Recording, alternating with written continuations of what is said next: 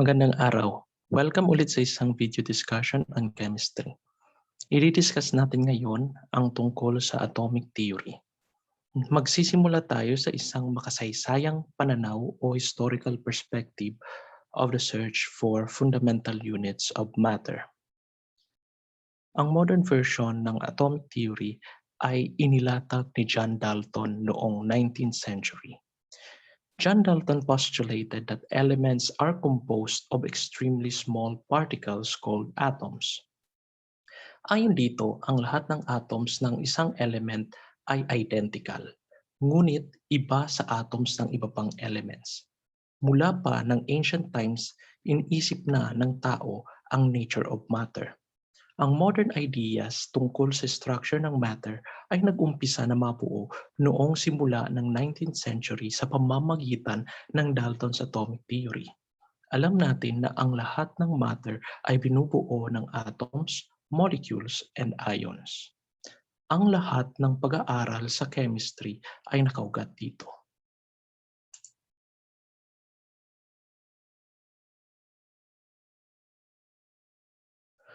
Noong 5th century BC, isang Greek philosopher na nagngangalang Democritus ang naghayag ng paniniwala na ang lahat ng matter ay binubuo ng mga maliliit na individual particles na pinangalanan niyang atomos na ang kahulugan ay uncountable or indivisible.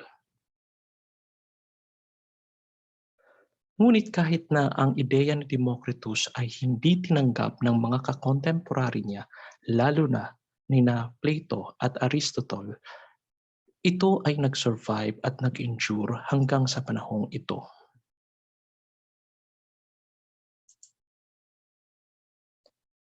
Nang 1808, isang English scientist at school teacher na si John Dalton ang nag-formulate ng isang precise definition ng mga indivisible blocks of matter na tinatawag natin na atoms.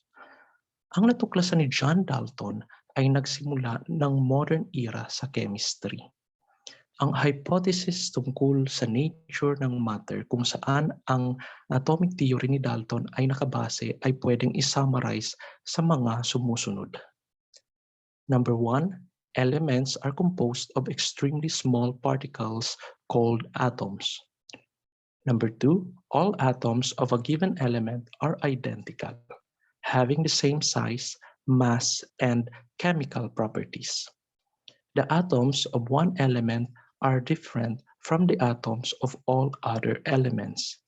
Number 3, compounds are composed of atoms of more than one element. In any compound, the ratio of the numbers of atoms of any two of the elements present is either an integer or a simple fraction. Number 4, a chemical reaction involves only the separation, combination, or rearrangement of atoms. It does not result in their creation or destruction.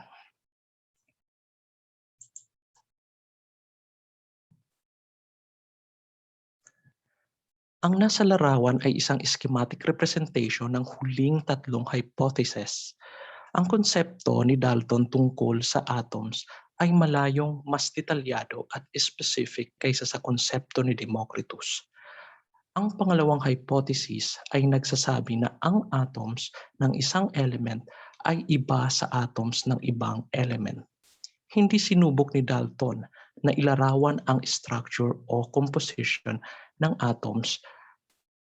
Wala siyang ideya kung ano talaga ang itsura ng mga atoms. Subalit, napagtanto niya ng iba't ibang properties na pinapakita ng mga elements tulad ng hydrogen and oxygen ay maipapaliwanag sa pamamagitan ng pagpapalagay o pag-a-assume na ang hydrogen atoms at ang oxygen atoms ay magkaiba.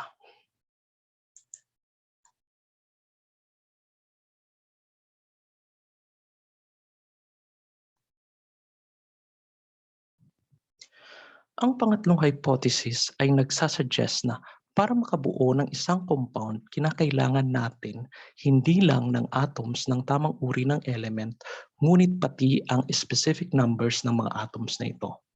Ang ideyang ito ay isang extension ng law na napublish noong 1799 ni Joseph Proust, isang French chemist.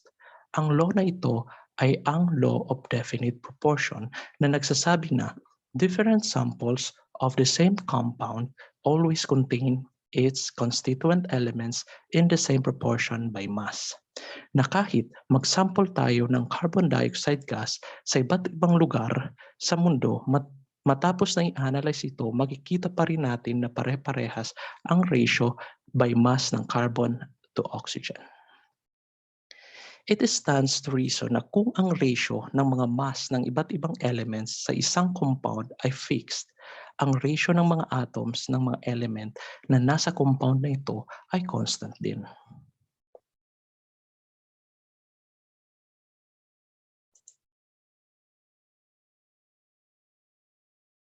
Ang pangatlong hypothesis ni Dalton ay sumusuporta din sa isa pang importanteng law. Ito ay ang law of multiple proportions.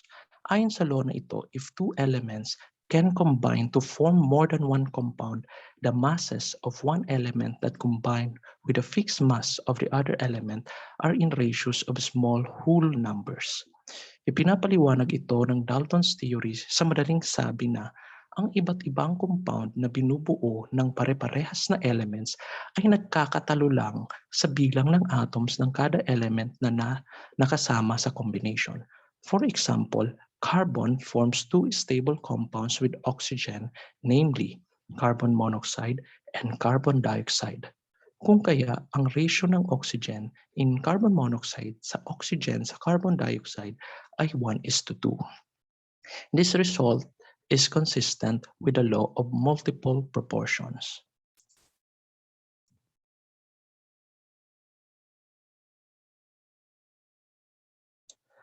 Ang pang-apat na hypothesis sa Dalton's atomic theory ay isang paraan lang ng pagsasabi ng law of conservation of mass.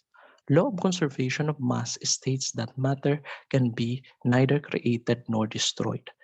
Dahil ang matter ay binubuo ng atoms na hindi nagbabago matapos ang isang chemical reaction, sumusunod na ang mass ay nako-conserve din. Ang brilliant insight na ito ni Dalton sa nature of matters ay nagsimula ng pagsigla at mabilis na pag-unlad ng chemistry noong 19th century. Dito na nagtatapos ang discussion natin about sa atomic theory. Sana may natutunan kayo and see you sa next chemistry discussion natin.